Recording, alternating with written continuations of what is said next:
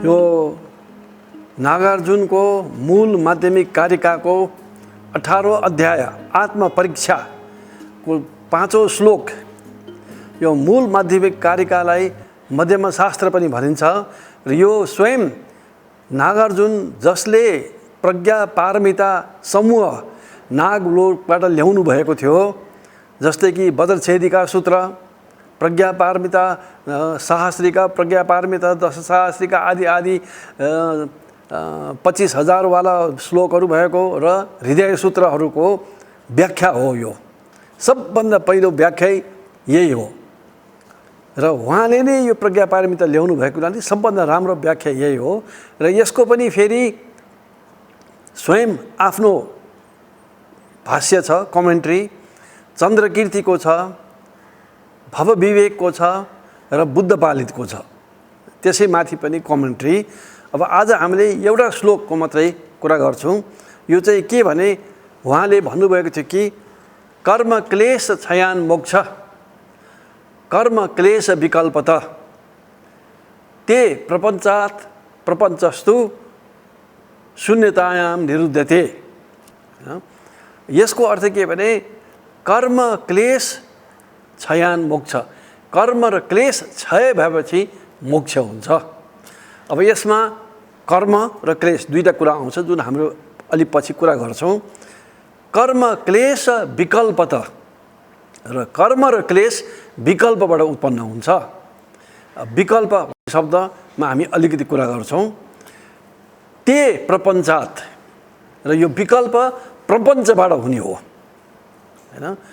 प्रपञ्चस्तु शून्यतायाम निरुद्धते र प्रपञ्च चाहिँ शून्यताबाट निरोध हुन्छ, सिज हुन्छ, अन्त हुन्छ। यो श्लोक धेरै गम्भीर श्लोक हो र यसमा कर्मको बारेमा, क्लेशको बारेमा, त्यसपछि विकल्पको बारेमा, प्रपञ्चको बारेमा र शून्यताको बारेमा, यी 5वटा कुरा छन्। अब यी सबै एउटैले पनि घन्टौँ लाग्न सक्छ। हामी अलि छोटोमा मात्रै कुरा गर्छौँ। अब कर्मको पहिला, कर्म क्लेश क्षयान मोक्ष, कर्म र क्लेश क्षय भएपछि मोक्ष हुन्छ भनेर नागार्जुनले भन्नुभयो। त कर्म के, क्लेश के? पहिला कर्ममा जाउँ।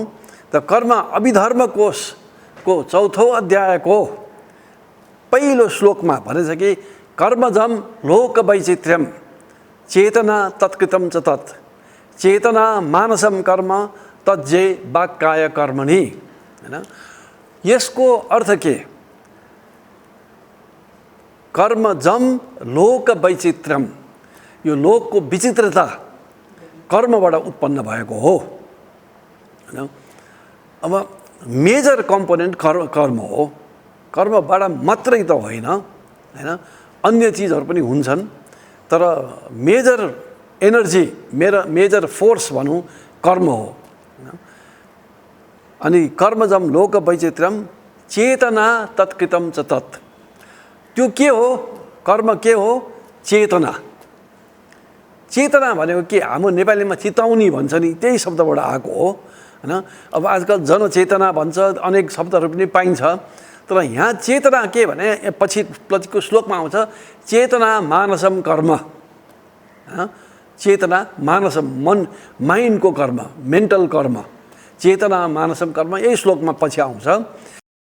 तर यहाँ के भने, कर्म के भन्दाखेरि चेतना तत्कृतम च तत्, चेतना र चेतित्व, हैन, यो दुईटालाई कर्म भन्छ, हैन।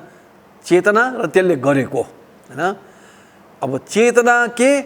चेतना मानसम कर्म,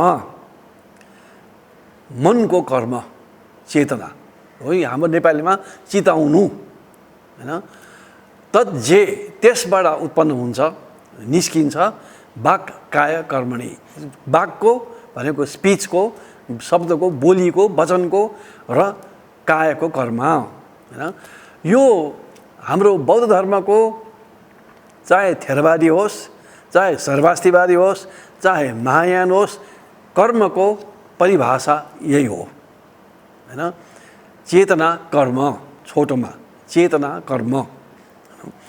र यो विषयमा भगवान को पालामा एउटा डिस्कसन भएको थियो भगवानसँगै हैन।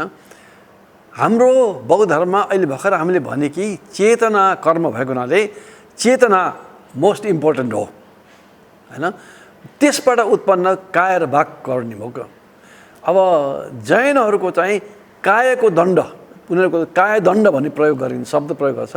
कायबाट उत्पन्न भएको कर्म मोस्ट इम्पोर्टेन्ट, सबभन्दा महत्त्वपूर्ण मानिन्छ। र स्वयं महावीर जुन यो पालिको तीर्थङ्कर र जैनको प्रवर्तक, यो पालिको प्रवर्तक हुनुहुन्छ, उहाँले चाहिँ उहाँको एउटा एकदम राम्रो चेलालाई भगवान बुद्धका गएर शास्त्रार्थ गर्नु जानु, बुद्धले कर्मको अर्थ बुझेन भनेर पठाउनु भयो। र भगवान बुद्ध भिक्षाटन गरेर फर्किनु भइरहेको थियो हैन। जङ्गलको बीच थियो र त्यहाँ आइपुगेर भेटेपछि उसले धेरै डिस्कस गरेपछि त्यही जङ्गलको बिचमा बसेर डिस्कसन भयो। र त्यसमा भगवान बुद्धले एउटा उदाहरण दियो किन चेतना कर्म ठुलो हो र काय र वाकले गरेको कर्म त्योभन्दा तल्लो स्तरको हो है। उदाहरण दिनुभयो, तिमीलाई थाहा छ यो जङ्गल एकताका ठुलो सहर थियो, थाहा छ भन्यो। त कसरी जल्यो भन्दाखेरि एक ऋषिले रिसाएर श्राप दियो हैन, मनै श्राप्यो र ध्वस्त भयो। त भगवानले बताउनु भयो यो ठुलो जङ्गललाई, जुन सहर थियो त्यो टाइममा, त्यो सहरलाई कायले शरीरले जलाउनु कति गाह्रो हुन्थ्यो, तर त्यो ऋषिको मनको चेतना हैन मानस कर्मले मात्रै यो पुरै जल्यो। भनेपछि त्यो चेला जो म बुझाउँछु उहाँलाई भनेर आएको थियो, त्यो चेला नै उहाँको भगवान बुद्धको चेला बन्यो। त्यही नै म तपाईँको चेला शिष्य बन्छु भनेर बन्यो हैन। त यो पोइन्ट हैन हामीले बुझ्नुपर्छ कि बुद्ध धर्ममा चेतना कर्म हैन। अब यसमा कर्म धेरै किसिमको हुन्छन् हैन। त्यसमा मेरो आफ्नो पर्सनल अध्ययनमा सबभन्दा राम्रो वर्गीकरण गरेको थेरवाद अभिधम्ममै पाइन्छ, तर त्यो धेरै लामो छ, त्यसैले त्यसमा जान्न तर नाम मात्रै भन्छु कि 4 वर्ग हुन्छ।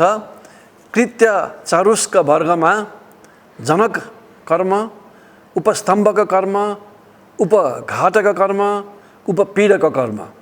त्यसपछि पकधन पर्याय वर्गमा गुरुको कर्म, भने गरौँ हैन, आसन्न कर्म नजिक हैन गर्न लागेको।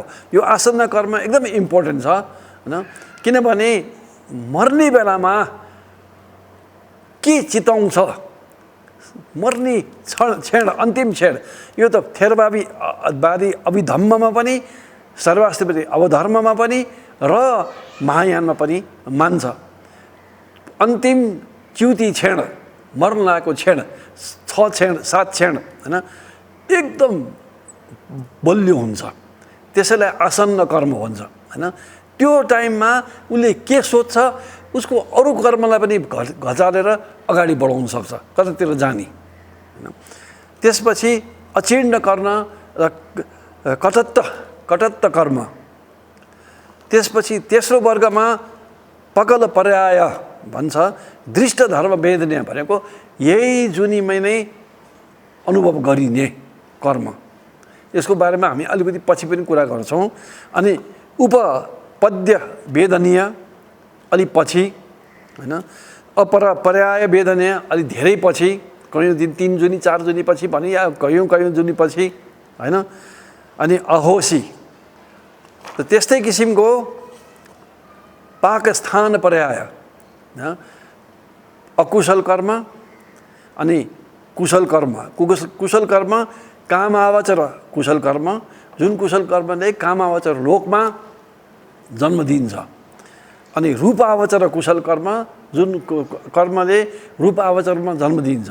र अरूप आवचर कुशल कर्म, जुन कुशल कर्मले अरूप धातुमा जन्म दिन्छ, यानि ब्रह्मलोकहरूमा जन्म दिन्छ।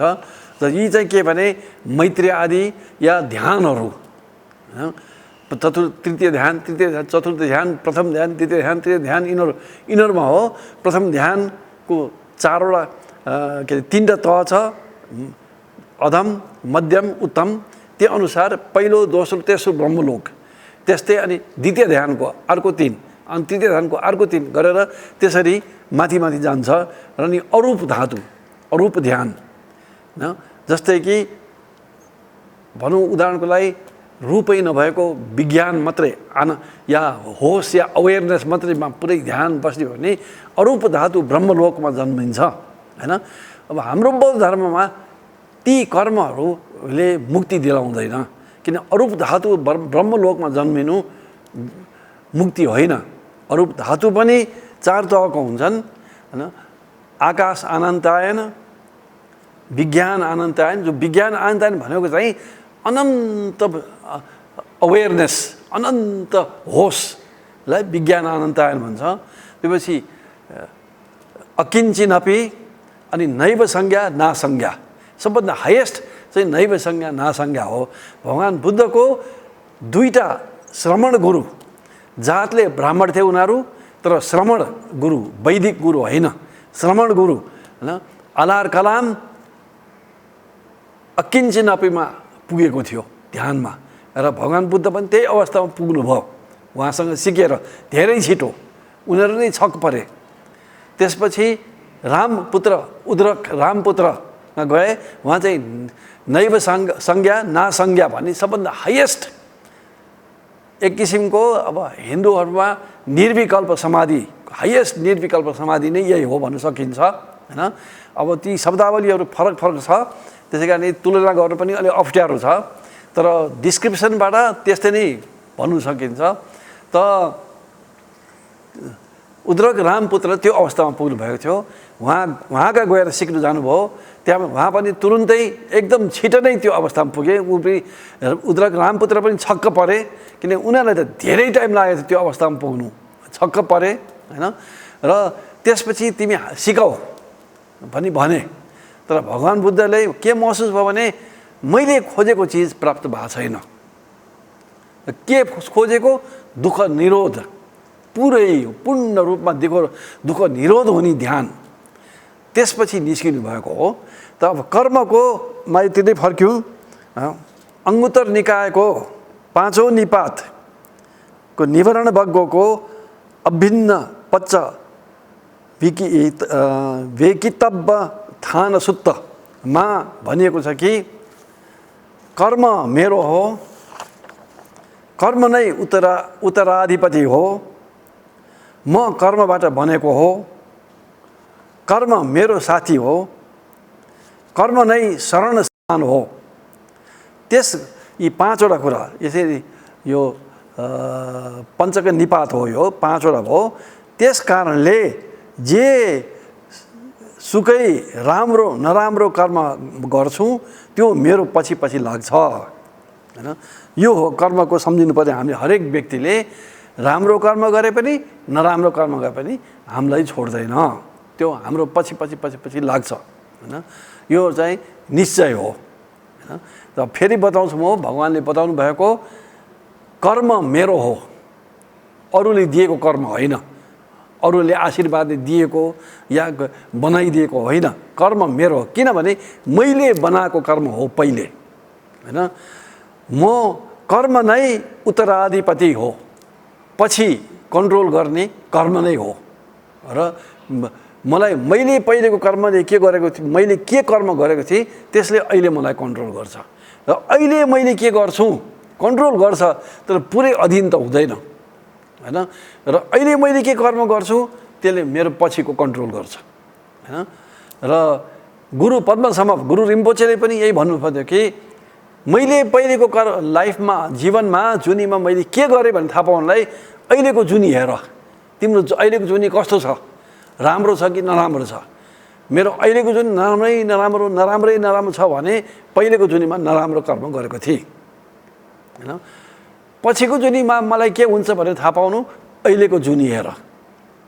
अहिलेको जुनीमा मैले राम्रो कर्म गर्छु भने पछिको जुनीमा राम्रो हुन्छ, होइन। पछि भन्दाखेरि भोलि अर्कै जुनी तुरुन्तै आउने जुनी मात्रै जरुरत होइन, पछि पछिका जुनी। किनभने हामीले पहिले पनि त कर्म गरेका छौँ, अहिले मात्रै कर्म गरिरहेको होइन होइन। तर तै पनि पछिको मेरो जुनी भावी जुनी कस्तो हुन्छ भने थाहा पाउनलाई अहिलेको जुनी मैले के गरिरहेको छु हेर्ने होइन। र कर्म मबाट बनेको हो होइन, मैले बनाएको हो होइन। के अरे म कर्मबाट बनेको हो, म कर्मबाट बनेको हो होइन। कर्म मेरो साथी हो। किन साथी भन्दाखेरि चाहे राम्रो कर्म होस् चाहे नराम्रो कर्म होस् म सँगसँगै आइरहेछ। तर साँच्चीको साथी बनाउनु त मैले राम्रो कर्म गर्नु पर्यो, तब साँच्चीकै साथी हुन्छ मलाई होइन। अब नराम्रो कर्म त शत्रु बराबर हो, तर पनि मेरो साथै हुन्छ, त्यस कारण साथी होइन, मेरो साथै भइरहन्छ, छोड्दैन मलाई। त्यसै कर्म नै शरण स्थान हो होइन, एक शरण स्थान हो, यो महत्त्वपूर्ण हो होइन। त यो सिद्धान्तले के बताउँछ भने भगवान बुद्धको शिक्षा अनिश्वरवादी हो। नयाँ ईश्वरवादी प्रणालीमा त ईश्वर शरणस्थान हुन जान्छ होइन। तर कर्म पनि मान्ने ईश्वर पनि मान्ने विरोधाभास हुन्छ। किन कर्मले के गर्नु त अनि होइन। त ईश्वर त यसै छैन उसै छैन। बुद्ध धर्ममा कर्म नै शरणस्थान हो। अब अभिधर्म कोशको चौथो अध्यायको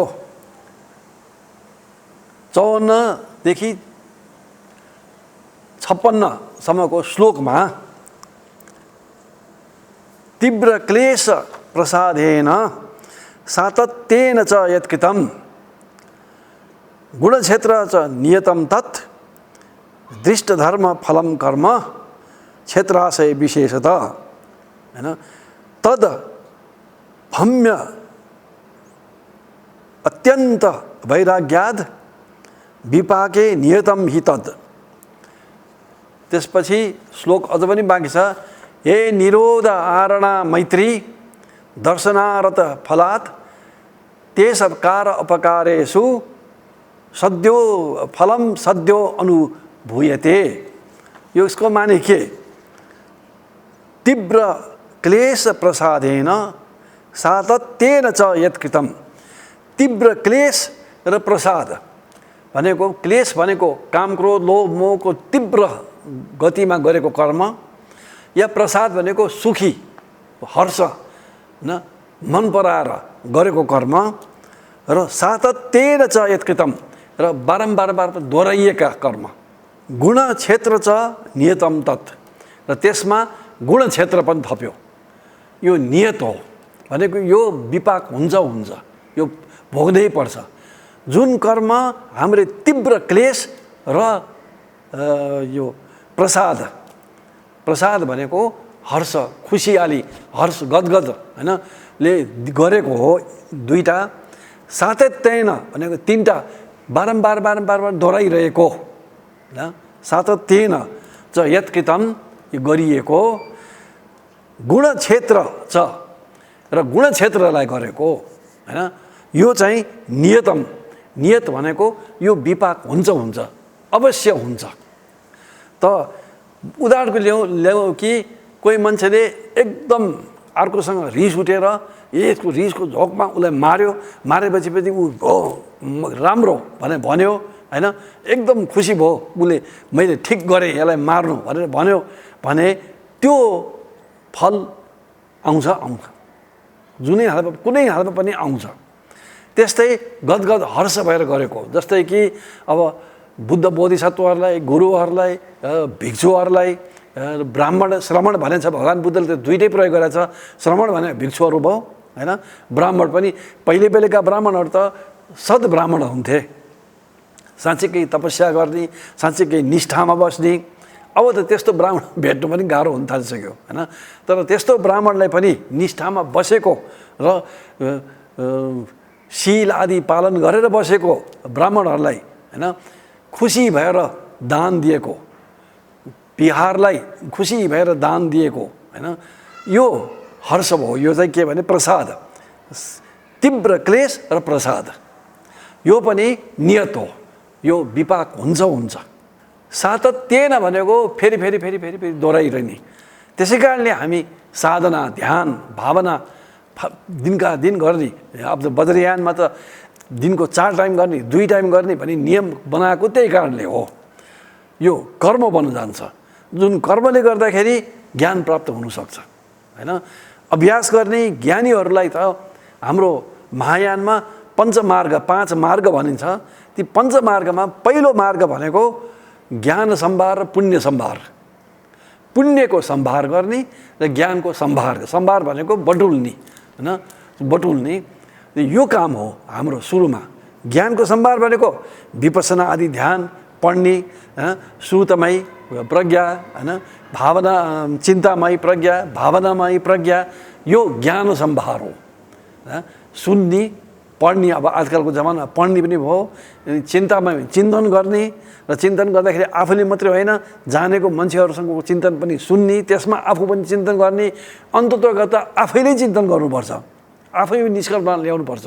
अनि भावनामय भावना गर्ने होइन, बारम्बार भावना, बारम्बार भावना सातत्येन गरिरहने गरिरहने गरिरहने, यसको नतिजा नियत स्योर हुन्छ, पक्कै हुन्छ होइन। अब वज्रयानमा त विभिन्न विधिबाट एकै जुनीमा पनि बोध प्राप्त हुने। बोध भनेको बुद्ध होइन, बुद्ध त धेरै लामो कुरा हो, तर प्रथम भूमि स्थित बोधिसत्व बन्नु सक्ने होइन विधि विधानहरू पाइन्छ होइन। तर त्यसलाई सातत्येन अभ्यास गर्नु पर्यो, बारम्बार अभ्यास गर्नु पर्यो। त्यही कारणले अभिषेक लिइसकेकाहरूलाई 4 टाइम गर्नु, 2 टाइम कमसेकम 2 टाइम गर्नु, नभए 24 घण्टामा एकचोटि गर्नु, यी नियमहरू यही कारणले हो। रिजल्ट हुनलाई यो नियत कर्म बनाउनु पर्यो नि होइन। त्यसपछि गुणक्षेत्रे, गुणक्षेत्र भनेको आमा बा गुरु आदि यिनीहरूलाई गुणक्षेत्र भन्छ होइन। आमा बा सबभन्दा इम्पोर्टेन्ट, गुरुहरू होइन, यिनीहरू सबैलाई गुणक्षेत्र भन्छ। ज्ञान पाएका व्यक्तिहरू, अरहत बोधिसत्वहरू होइन, यिनीहरूलाई गुणक्षेत्र भन्छ होइन। यिनीहरूलाई गरेको कर्म पनि नियत फल दिन्छ होइन। त्यसमा उल्टो कर्म पनि हुन्छ।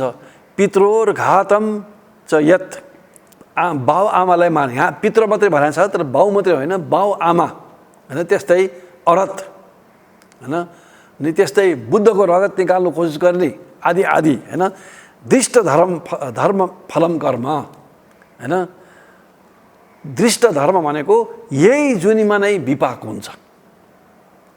बाउलाई मार्ने, आमालाई मार्ने, अरहतलाई मार्ने, सङ्गभेद गर्ने आदि आदि, बुद्धको रगत निकाल्ने, यही जुनीमा नै फल दृष्ट धर्म, अहिले देखिने धर्म, अहिले देखिने समयमै भने जस्तो किसिमको हो दृष्ट धर्म होइन। त के हो दृष्ट धर्म फलम कर्म क्षेत्राशय विशेषतः।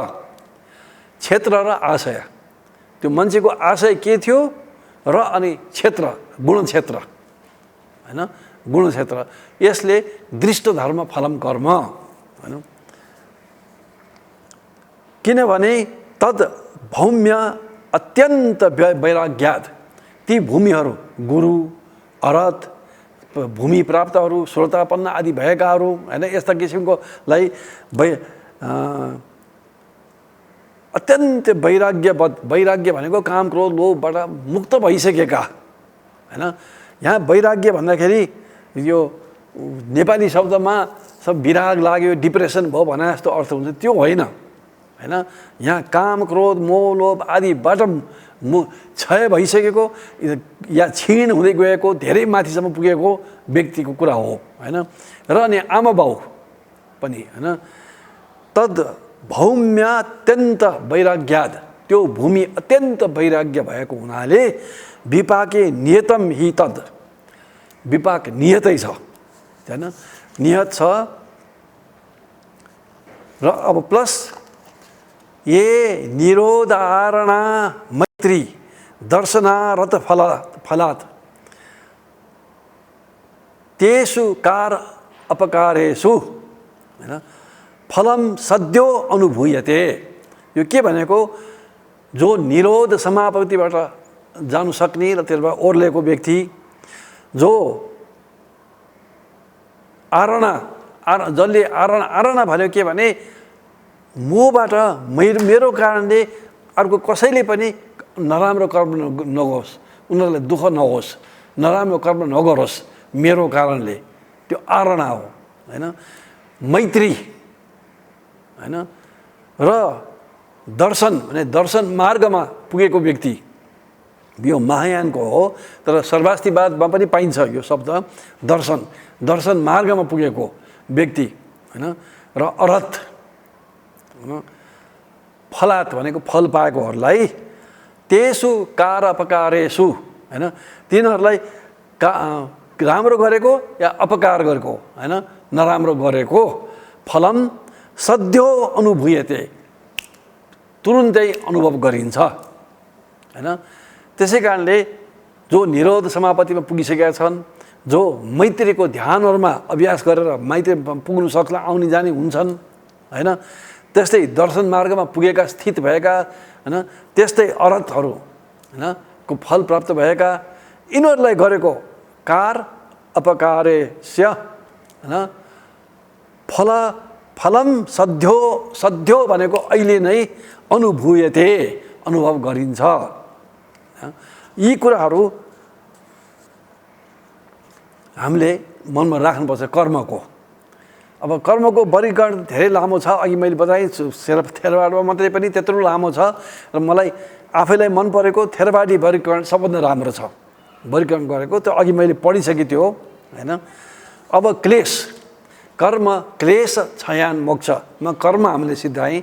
अब क्लेश हैन, क्लेश भनेको के हैन, पहिला हाम्रो नेपाली भाषामा क्लिष्ट भनेको गाह्रो हैन।